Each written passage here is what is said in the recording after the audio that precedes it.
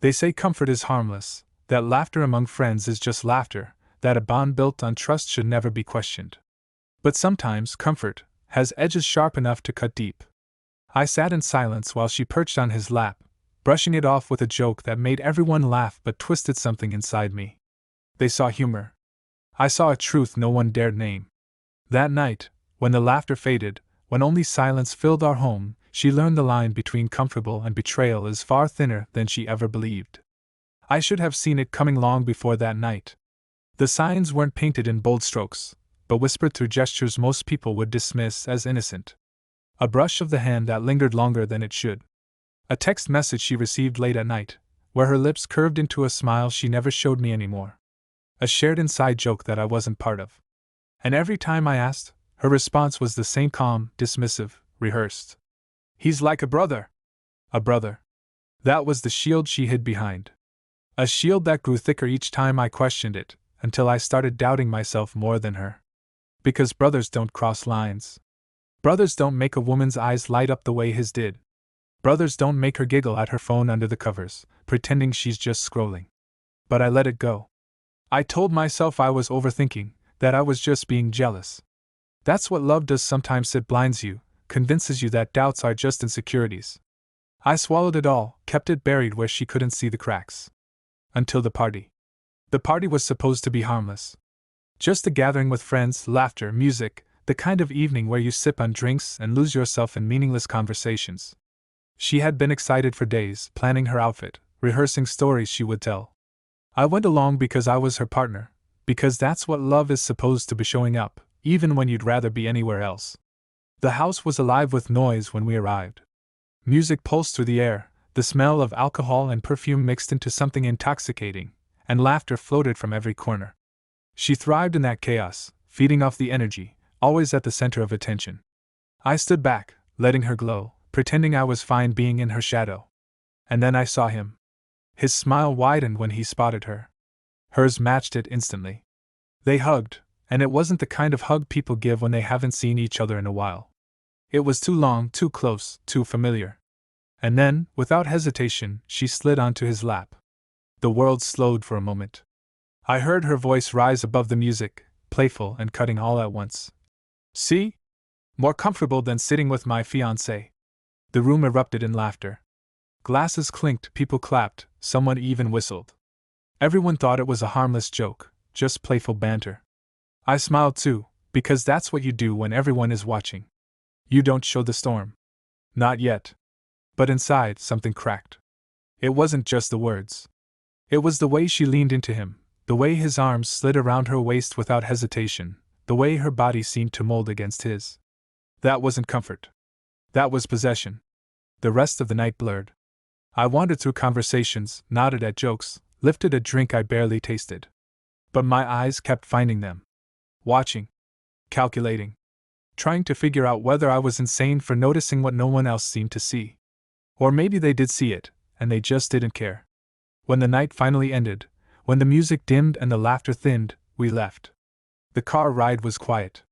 She hummed softly beside me, still buzzing from the attention, oblivious of pretending to battle the silence I wrapped myself in. At home, she kicked off her heels, dropped her purse on the couch, and stretched like the night had been nothing more than harmless fun. Then she turned to me, finally noticing my stillness. "What's wrong? You've been quiet all night. What's wrong?" The question almost made me laugh, but the sound stuck in my throat. I stared at her, taking in every detail. The way her hair framed her face. The smudge of lipstick still clinging to her lips. The faint scent of his cologne mixed with hers, something I was sure no one else would notice, but I did. "You told me he was like a brother," I said finally. My voice was low, but it cut through the silence. She froze, her smile faltering. "What kind of brother lets you sit in his lap?" I asked. "What kind of brother laughs when you say you're more comfortable with him than with me?" Her lips parted, ready to fire back some excuse, some carefully chosen words that would spin the moment into nothing. But for once, nothing came. She hesitated, and that hesitation told me more than any excuse could. "You're overreacting," she whispered finally, her voice weaker than I'd ever heard it. "It was just a joke." "A joke?" I repeated, my voice bitter. "Do you think everyone laughing makes it less humiliating?" Do you think my smile meant I didn't feel it? Because I did. I felt every single second of it. Her eyes hardened then, like a switch had been flipped. You're making this bigger than it is. He's my best friend. He's been there for me longer than you have. If you can't handle that, maybe that's your problem. The words landed like punches, but I didn't flinch. I just stared at her, and in that stare, I realized something. She wasn't apologizing because she didn't think she'd done anything wrong. In her mind, sitting on his lap wasn't a betrayal. It was her right. That was the moment I stopped being blind. I didn't shout. I didn't throw anything. I didn't demand answers she wouldn't give. I simply turned and walked out of the room. She called after me once, her voice uncertain, but I didn't respond. I went to the spare bedroom, shut the door, and sat in the dark. My hands shook not from rage but from clarity. I had given her every opportunity to respect the boundaries of our relationship, and she had chosen not to. She had laughed at my silence, dismissed my concerns, and humiliated me in front of everyone. And yet I wasn't angry. Not in the way I thought I would be. What I felt was colder. Sharper. That night, while she slept in our bed, I lay awake in the dark, staring at the ceiling. Every moment replayed in my mind, each one cutting deeper than the last. The way she smiled at him. The way he held her like she belonged there. The way she dismissed me with nothing more than a shrug and a whisper of, "You're overreacting." It was then I made a silent vow. This wasn't over. Not by a long shot. The unraveling had begun, and I wasn't going to stop it. The silence between us didn't heal after that night. It grew. It wrapped itself around the walls of our home, stretched between us at the dinner table, and lay beside us in bed like a third presence neither of us wanted to acknowledge. She thought ignoring it would make it go away. That if she smiled enough, if she slipped her hand into mine at the right moment, if she kissed me softly before bed, I would forget. But I didn't forget. I couldn't. The image of her on his lap burned into me, replaying every time I closed my eyes. What she didn't realize was that my silence wasn't weakness. It was calculation. I didn't argue with her after that night. I didn't demand an apology she wasn't willing to give. Instead, I watched. I paid attention. I let her think she had won the fight, that my quiet meant surrender. But really, it meant I was studying her, mapping out every tell, every inconsistency, every late-night text she tried to hide under the guise of just a friend. The first crack came a week later. We were sitting on the couch, the television glowing in front of us though either of us cared what was on. Her phone buzzed. She picked it up quickly, too quickly, her fingers flying across the screen with the kind of speed people only use when they don't want to be caught. "Who's that?" I asked, my voice casual. She didn't look up. "Just him." Him. She didn't even say his name anymore. As if keeping it vague would make it sting less. "What's he want?" I pressed. Her thumbs paused, just for a second, before she replied. "Nothing important. Just something funny he saw online." She turned the screen toward me, briefly, flashing a meme that could have come from anywhere. But I noticed the message underneath the one she didn't scroll far enough to hide. "Wish you were here instead of him." It was only visible for a split second, but it was enough. I didn't react. I didn't let my eyes linger on it. I forced a laugh at the meme, then turned back to the TV like it didn't matter. But inside, the cold certainty spread deeper. This wasn't just comfort. This wasn't just friendship. This was something else. Something I had been too blind, too trusting, too in love to see. That night, when she fell asleep beside me, I stayed awake, staring at the phone she had left charging on the nightstand. The temptation to grab it, to scroll through her messages, to uncover everything not at me. But I didn't. Not yet. Because once you cross that line, there's no going back. And I wasn't ready to reveal my hand. Instead, I started keeping mental notes. Times she went out with friends, but came home later than expected. Calls she took in the other room, her voice hushed but urgent. The way her mood shifted depending on whether she had spoken to him that day. She thought she was subtle. She wasn't. The second crack came at another gathering. Smaller this time. Just a handful of friends, drinks in a living room instead of a packed house. He was there, of course. He was always there. I watched them like a hawk, though I never let it show. She laughed at his jokes louder than anyone else. She touched his arm when she spoke to him, that lingering touch again. And then, When she thought no one was looking, I saw her glance at him with a softness I hadn't seen directed at me in months. That look told me everything. I didn't confront her. Not then. I smiled, I laughed when appropriate, I played the role of the supportive fiancé. But inside, I was already planning. Because here's the thing, betrayal doesn't destroy you all at once. It erodes you slowly, piece by piece, until one day you wake up and realize there's nothing left but cold clarity. And in that clarity, you either crumble or you rebuild yourself into something stronger. Something sharper. I chose sharper. The third crack came late one night. She had fallen asleep on the couch, her phone slipping from her hand. I picked it up, intending to set it on the table, but the screen lit up with a new message. It was from him. Miss you already? My chest tightened, but I forced myself to stay calm. I didn't unlock her phone. I didn't scroll through the thread. I didn't need to. That one message said everything. I set the phone down, careful not to wake her, and walked to the kitchen. My hands trembled as I poured a glass of water, but not from rage. From resolve. She thought she was clever. She thought she could keep her secrets tucked away in late-night texts and stolen glances. But she didn't realize who she was dealing with. I wasn't a fool, and I wasn't weak. That night, as she slept peacefully in our bed, I made another vow. This time, it wasn't just to watch. It was to act. The unraveling wasn't just beginning anymore. It was accelerating. The days that followed were a balancing act. I played the role of the loving fiancé flawlessly. I made breakfast. I kissed her goodbye before work. I held her hand when we went out. But every smile was calculated, every word rehearsed. Behind the mask, I was gathering evidence, piecing together the puzzle she thought she had hidden. I started checking receipts. Phone records. Credit card statements. I didn't need to snoop through her messages. The patterns told me enough. Late-night charges at restaurants she claimed she never visited. Gaps in her schedule she couldn't account for. Uber rides that didn't match the places she told me she'd been. The truth wasn't hard to find. It never is when someone stops caring enough to hide it properly. And with each discovery, I felt less like a man betrayed and more like a hunter tracking prey. Every inconsistency was a footprint. Every lie was a broken branch on the path. She was leading me straight to the heart of it, and she didn't even realize. The hardest part wasn't finding the truth. It was pretending I hadn't. At night, I would lie beside her, her head resting on my chest, her breath slow and steady in sleep. And I would stare at the ceiling, wondering how she could sleep so peacefully while I carried the weight of her betrayal. Wondering how she could smile at me in the morning, kiss me on the cheek, and walk out the door knowing she was walking into his arms. But she did. Over and over again. And with each passing day, I felt myself slipping further from the man I used to be. The one who trusted.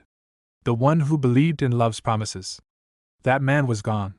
What remained was something colder. Patient. Calculating. Because betrayal isn't just about what's taken from you. It's about what it turns you into. And she was about to find out exactly what she had created. By the end of that month, the evidence was undeniable.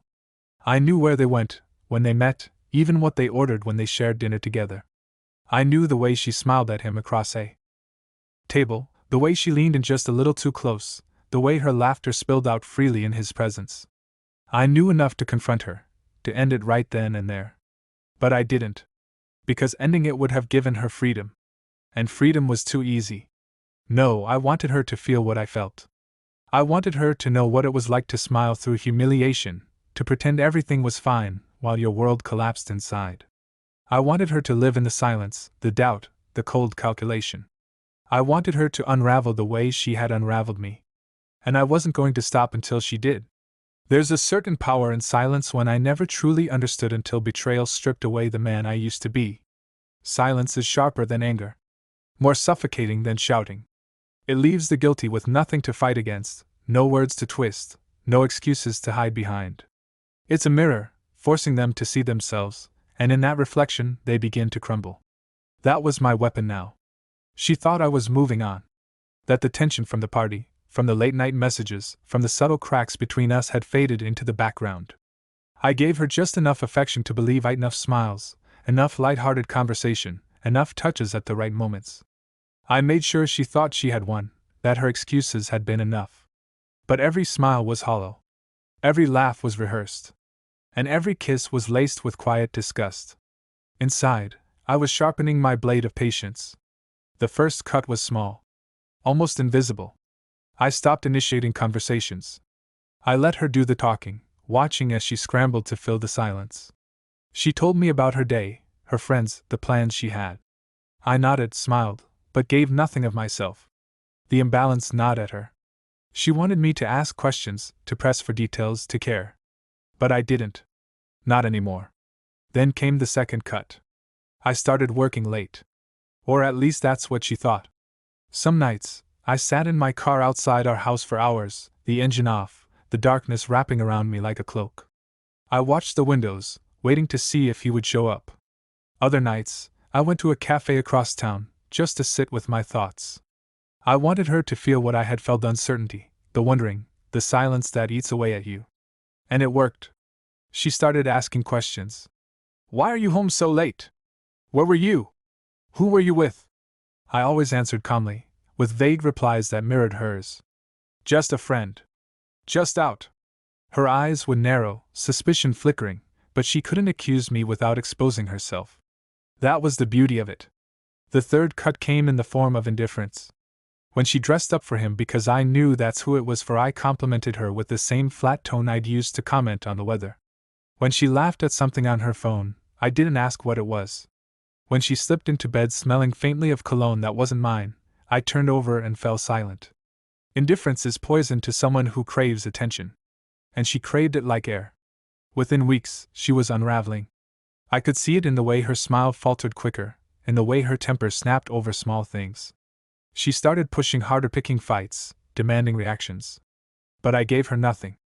I was a stone, unmovable, untouchable. And yet beneath that stone exterior, I was planning.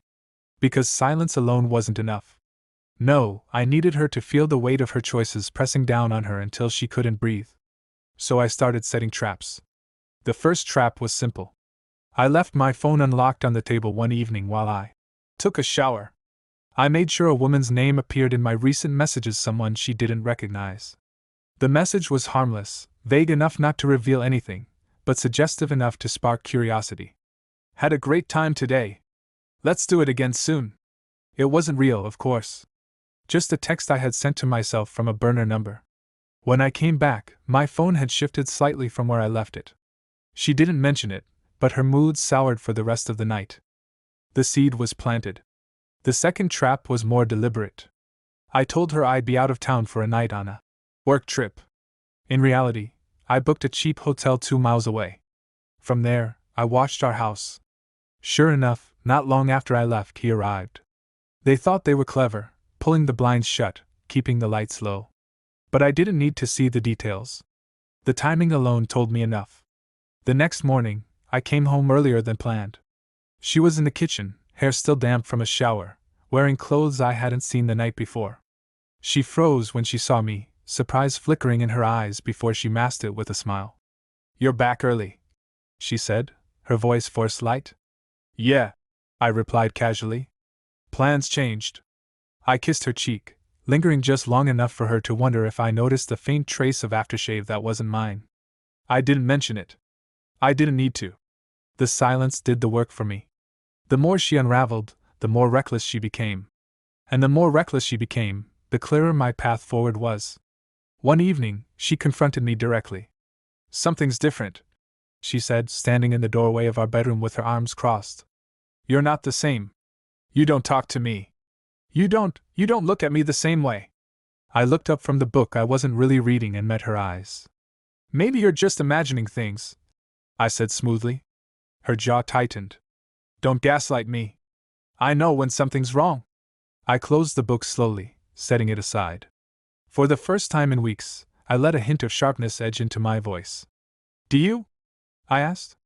Her lips parted, ready to fire back, but nothing came. Because we both knew what I meant. For a moment, the silence between us roared louder than any argument could. She broke first, looking away, muttering something about being tired, and slipped into bed without another word. I lay awake beside her, listening to her uneven breathing, and felt a grim satisfaction settle over me. The unraveling wasn't just hers anymore. It was ours. And soon, it would reach its breaking point. The final cut came weeks later. Another party. Another room full of laughter and noise. And of course, he was there. This time, I played my role to perfection. I laughed louder than before. I told stories that drew attention. I touched her waist in public, kissed her cheek, made her the center of my world for everyone else to see. And the more I did, the more uncomfortable she became. Because she knew it was an act. She knew the affection was hollow. And he knew it too. I saw it in the way his jaw clenched when I leaned in close to her, in the way his eyes narrowed when she forced a laugh at my jokes. For the first time, the balance shifted. They weren't in control anymore. I was. And as I watched her squirm beneath the weight of my calculated performance, I realized something. The time for silence was ending. The time for action was near. Control is a delicate thing. Hold it too tightly and it snaps. Loosen your grip and it slips away. I had found the balance, pulling strings with silence, tightening them with indifference, loosening them with calculated affection. She danced to my tune without even realizing it. But control is addictive. Once you taste it, you want more. And I wanted her to break. It started with the little things. I would forget to tell her I'd be late, watching her pace the living room when I came home hours past dinner. I would leave receipts from places I hadn't actually gone, letting suspicion gnaw at her the way it had gnawed at me. I mirrored her betrayal back at her, not by cheating, but by creating shadows she couldn't quite pin down. One night she snapped. "Who is she?" she demanded, standing in the kitchen with her phone clutched in her hand. I raised an eyebrow. "Who is who? Don't play dumb with me. You've been distant, you've been lying, and now you're sneaking around. I'm not stupid." I let a slow smile creep across my face. "Funny. I was about to say the same thing." Her breath hitched. For the first time, real fear flickered in her eyes. She opened her mouth, then closed it again. No excuse. No quick defense. Just silence. I didn't push further. I didn't need to. I turned, poured myself a drink, and left her standing there, trembling. That was the moment the cracks became fractures. The arguments came more frequently after that. They weren't about big things, not at first. They were about dishes left in the sink, about laundry not folded, about why I didn't kiss her goodnight. But underneath every word was the same unspoken truth: she was guilty, and I knew it. She tried harder then. Cooked more. Wore the perfume I used to love. Sent me texts during the day, filled with little hearts and I misuse. To anyone else, it would have looked like devotion. To me, it reeked of desperation. And the more she tried, the colder I became. Because she wasn't doing it out of love. She was doing it out of fear. Fear that the web she had spun was beginning to unravel. And she was right. The real unraveling came one Saturday night. She said she was going to meet a friend for drinks. I nodded, kissed her cheek, and watched her leave. 10 minutes later, I followed. Her car led me across town to a dimly lit restaurant. And there he was, waiting outside, his smile wide when he saw her. She stepped into his arms like she belonged there, like every vow she had made to me was nothing but dust. I didn't confront them. Not yet. I sat in my car, parked across the street, watching through the window as they laughed, leaned close, touched hands across the table. I memorized every detail: the way her eyes sparkled, the way his hand brushed her cheek, the way she looked happier with him than she had with me in months. It should have broken me. But instead, it hardened me. When she came home that night, her lipstick smudged and her perfume mixed with his cologne, I pretended to be asleep. I listened as she slipped into bed, her movements cautious, guilty. I felt her body curl away from mine, her back facing me, and I stared into the darkness with a calm I hadn't felt in weeks. Because now, I had everything I needed. The next morning, I made breakfast. She blinked in surprise when she came downstairs to find me in the kitchen, pancakes on the table, coffee steaming in mugs. "What's this for?" she asked cautiously. "Just wanted to do something nice," I said smoothly. Her suspicion melted into relief, and she smiled, really smiled for the first time in weeks. She thought the storm had passed. She thought I was choosing forgiveness. And that was the cruelest trick of all. Because forgiveness was the last thing on my mind. I began preparing piece by piece. I gathered the evidence. Photos of her with him. Screenshots of messages I'd intercepted. Receipts that told a story she couldn't deny. I'd built a case so airtight she wouldn't be able to wiggle free with half-truths and excuses. But evidence wasn't enough. No, I wanted impact. I wanted her to feel the weight of exposure. So I planned the stage. Another party was coming up. Bigger than the last. Everyone would be there, our friends, our families, even him. It was perfect. In the weeks leading up to it, I played my role flawlessly. I became the doting fiancé again. I bought her flowers, took her to dinner, held her hand in public. I made sure she felt secure, convinced that whatever tension had lingered between us was gone. She softened. Her guard slipped. She stopped hiding her phone so carefully, stopped making excuses for late nights. She thought I had given up, that I had surrendered. And that was exactly what I wanted her to believe. The night of the party arrived, and with it, the final act of my silent play. She dressed beautifully, her eyes shining with excitement. She kissed me before we left, her lips tasting sweeter than they had in months. I smiled back, masking the storm beneath. At the party, I watched her float through the room, laughter spilling from her lips, his eyes always following her.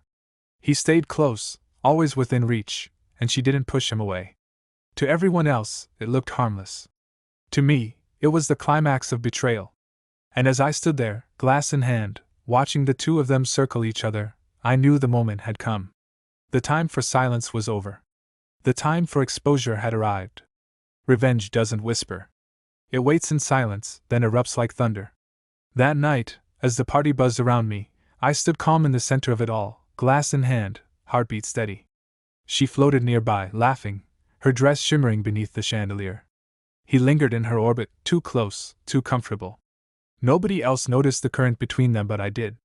I had known from the moment I saw them together that this was how it would end. Not with shouting behind closed doors. Not with quiet separation. No, her betrayal deserved the spotlight she had craved. And I was going to give it to her. The timing had to be perfect. Too soon, and she'd deny. Too late, and the crowd would thin. I waited, chatting casually, playing the role of the devoted fiancé. My mask never slipped, not once. Finally, the host tapped a spoon against his glass, calling for attention. It was the moment for toast celebrations, confessions, grand gestures. I felt her eyes flick toward me, expecting me to raise a glass in her honor. She believed I had forgiven her. She believed tonight was about us. She was wrong. I stepped forward, clearing my throat, and the room fell silent. "I'd like to say a few words," I began, my voice steady, my smile warm. "About love, about commitment, about honesty." She beamed at me, pride radiating from her face. The perfect fiancé, standing tall beside me. I let her bask in it for a moment. Let her believe. Then I shattered it. "Honesty," I continued, "is the foundation of trust. And without trust, love is nothing but a pretty lie. Tonight, I want to share a story. A story about betrayal. About deception. About what happens when vows are broken before they're even spoken." Her smile faltered. A ripple of unease passed through the crowd. I pulled my phone from my pocket, connected it to the screen behind us, and tapped. The first photo appeared, her, sitting across from him at that restaurant, leaning forward, their hands touching. Gasps filled the room. Another photo. Another. Her smile wide, his hand brushing her cheek. Evidence undeniable, projected larger than life for everyone to see. The room erupted in whispers. She froze, her face draining of color. "Stop," she whispered, her voice cracking. But I wasn't finished. I read aloud the messages I had intercepted. Sweet nothings. Plans for secret meetings. Words that cut like blades, now wielded by me as weapons. Her legs gave way, and she stumbled, grabbing the edge of a table for support. He paled, looking around as though the ground itself might swallow him. I let the silence stretch, heavy and suffocating, before I spoke again. "This," I said clearly, "is the woman I was supposed to marry. This is the man she chose instead. They thought they could lie, hide, deceive. But truth has a way of finding light." I turned to her then, meeting her wide, tear-filled eyes. "You could have told me. You could have left me. But you chose cowardice. And now everyone sees you for who you are." The crowd was merciless. Friends looked away, ashamed. Family members whispered in disgust. Her image, the perfect partner, the glowing bride to be crumbled in seconds. She tried to speak, to explain, but her words tangled into sobs. He reached for her hand, but she jerked away, humiliated, cornered. I didn't wait for her excuses. I placed the ring, the one she had flaunted, the one that had symbolized promises she had never intended to keep, on the table in front of her. "You don't deserve this," I said softly. Then I turned and walked away. The night air hit me like freedom. Behind me, chaos reigned, voices rising, questions spilling, her sobs cutting through it all. I didn't look back. Because revenge isn't about watching them burn. It's about lighting the match and walking away, knowing the fire will consume everything they built on lies. In the days that followed, the fallout was swift and brutal. Her reputation collapsed. Word spread fast, friends distancing themselves, family retreating in shame. He vanished, too cowardly to face the wreckage. She tried reaching out, calls, texts, desperate apologies, but I never responded. Silence had been my weapon before, now, it was my shield. I moved on, not with anger, but with clarity. Because the truth wasn't just that she had betrayed me. It was that I had let her. I had ignored the warning signs, the small lies, the shifts in behavior. I had wanted the illusion more than I had wanted the truth. Never again. One night, weeks later, I stood alone in my apartment, the city lights glowing beyond the window. I poured myself a drink, the silence of the room wrapping around me. I thought of her, not with love, not even with hate, but with finality. She had been a lesson written in fire. A reminder that betrayal is never hidden forever. And I thought of myself not as the man she had broken, but as the man who had risen, who had taken control, who had turned pain into power. For a long time, I had been silent.